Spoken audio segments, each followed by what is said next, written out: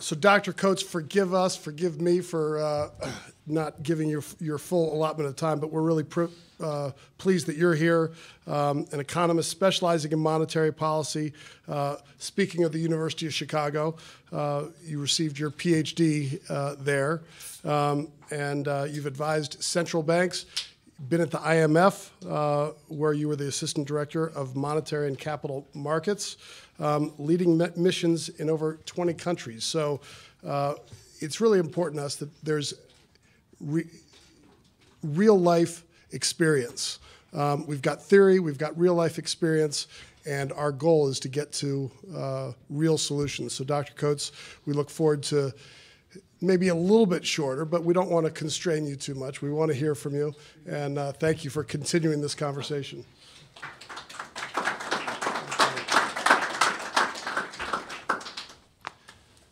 Well, thank you for putting this on. Thank you for having me here. Thank you for removing the need for me to elaborate a lot of the background for what I want to propose. And in fact, the speakers today have laid a very good foundation, covered much of the material that I otherwise would have had to. Let me summarize very briefly and then elaborate just a couple of new elements that I would like to add to the discussion. Broad overview summary is that the replacement of fixed exchange rates under the gold standard with a floating exchange rates and inflation targeting has not worked out well, and that's been discussed extensively today. We need to return to money with fixed exchange rates tightly tied to a hard anchor, and I will elaborate on that. To avoid the weaknesses of the gold standard that ultimately led to its abandonment in the mid-1970s, we need to replace discretionary monetary policy with currency board rules for maintaining the value of national currencies to that of a hard anchor. And that's the heart and soul of it, the currency board rules by which money, whatever anchor it's linked to, is regulated, and that will require a little bit further elaboration. I'm sorry Steve had to leave for something else because he's been the primary champion of currency boards around the world, and his advocacy, I think, played an important role in the adoption of currency board rules by a number of central banks, some that I have been involved in helping to set up those rules. The U.S.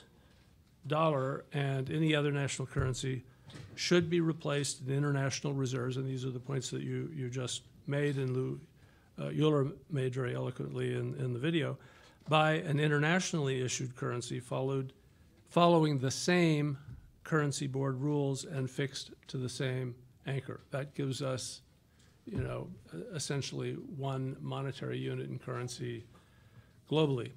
These steps would establish a market-driven international currency with a much better prospect of surviving than would a return to the gold standard, and economic efficiency and growth would benefit from the establishment of such a fixed exchange rate system.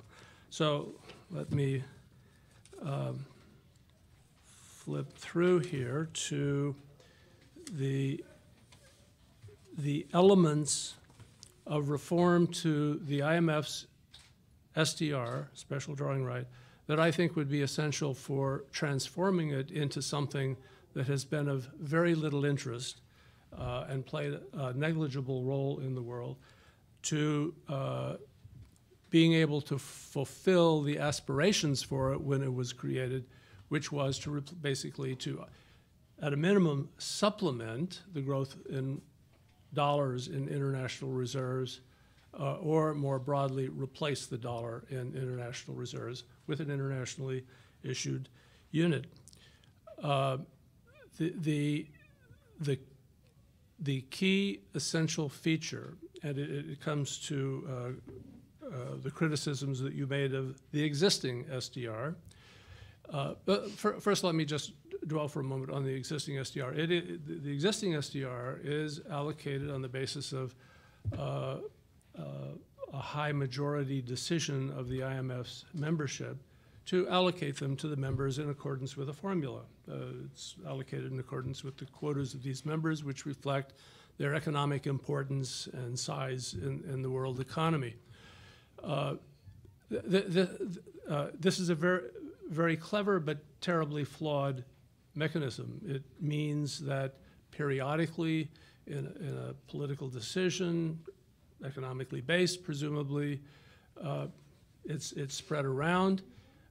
It would be impossible to highly unlikely that the amount of SDRs each member country is getting matches their demand for reserves. Therefore, the IMF had to impose a lot of administrative rules for how and when they could be used to be sure that if somebody wanted to use them, they had a proper reason and somebody else was forced to take them.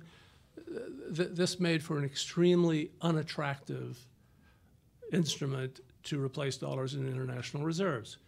So I would replace, I mean, the most fundamental change in the system that I have been advocating for some time is to replace the allocation mechanism that now exists with issuing SDRs according to currency board rules.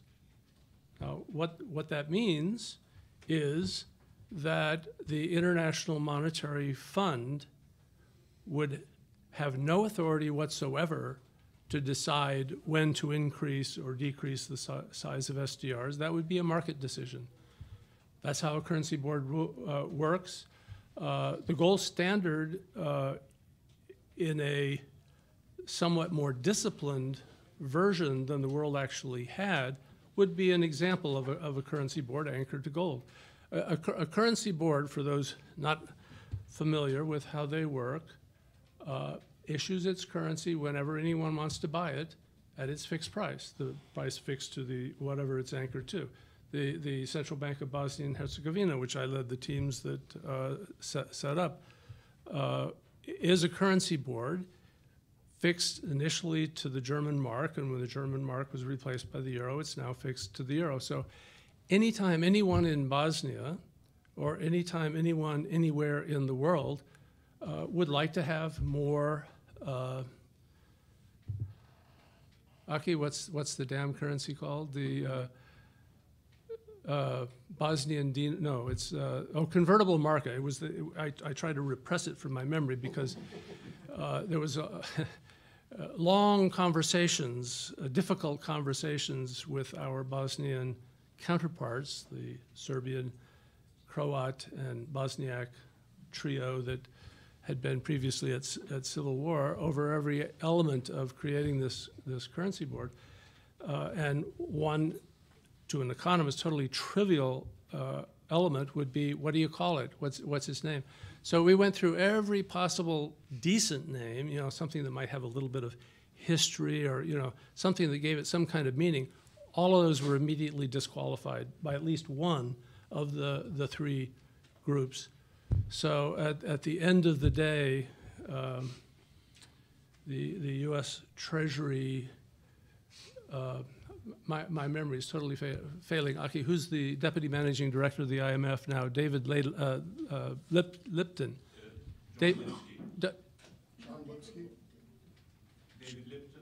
David Lipton. David Lipton was in the U.S. Treasury, sort of overseeing the U.S. involvement in dealing with these issues in Bosnia and Herzegovina. And so at the last minute, when there was no decent name around, he proposed the convertible marca. Okay, it's a horrible name, but it's not very important what it's called, but that's what it's called. That's why I try not to remember it. Anyone in the world at any time who would like to have more of that currency can have all they want at its officially designated price. They buy, and that's how the gold standard worked as well. If you wanted more US dollars or any other currency fixed to gold, you could buy more of them with the appropriate amount of gold. That's a currency board system, and if you find that you have more than you really care for at the moment because of market conditions or for whatever, the central bank redeems them. They take them back at the same price. In other words, the central bank has no authority, no power whatsoever to have any influence over the supply of the currency that it oversees. It is 100% totally determined and regulated by the market. That is the system that I think would transform politically the political perceptions or concerns or fears about having an international body like the IMF have the authority to issue whenever they feel like it a currency. Taking that away, imposing currency board rules, I think would be transformative. It would alleviate the need for any administrative rules that the fund now has about how and when you can use the SDRs, because people only hold the amount they want. The other element is the anchor. What would be, it could be gold, for example. In my opinion, that would be a dramatic improvement over where we are now. So I would not fight choosing gold as the anchor. But gold is not the most stable anchor one could find. Gold prices have moved a great deal. I can't remember whether they moved more or less than oil, probably less than oil, but they move a lot. So it's not a very stable anchor. Certainly better than a lot of potential alternatives, better than the discretion of the central bank to try and guess, and especially to push things around. But a broader basket of goods and services rather than a portfolio of only one commodity would provide greater stability. And since what people generally think of when they think about the stability of the value of a currency is its purchasing power and the measure that countries take of the purchasing power of their currency is a consumer price index. So I would suggest that we look at a CPI basket of internationally traded and consumed goods around the world as the basis for the anchor. But I really think while it's important to try and get the best possible anchor that provides the greatest stability for the currency and certainly greater ability to forecast how that value will behave over time is important, there are a wide number of potential baskets that would do a decent job. So to me, that's the secondary item of importance compared to issuing it by currency board rules. That is really the essence. And well, now I don't remember whether it was somebody's video or one of the previous speakers, but I think Bob Mundell has made this point many times also, that if the leader has a currency and unit that behaves well and predictably, and the U.S.'s dollar has not done badly in that regard, but we've seen many shortcomings, many other countries then will adopt it and choose it. So what I have in mind is that the IMF would reform its SDRs to be issued under currency board rules. They would replace the 5 currency basket as the basis for the value of the SDR with a CPI basket or something in that spirit. And this could, and there are some concrete steps that would facilitate it, replace the dollar in international reserves. That would be the international reserves currency. It's unimaginable that oil, copper, many other globally traded commodities wouldn't be priced in SDRs rather than dollars. I wake up every morning and look at the oil price and wonder, gee, did it change because the dollar changed, or did the price of oil really change? You know, well, you know, you shouldn't have to ask that question. With that as the international reserve asset, it would be very, very natural for all or most or a large number of countries to voluntarily choose to peg their currency to that one rather than pegging it to the dollar or the euro or the other currencies they now peg to. And the nature of money is that its usefulness rests heavily on how broadly the same currency is accepted and used. Therefore, there's a natural propensity to have one dominant currency in any market or the global market.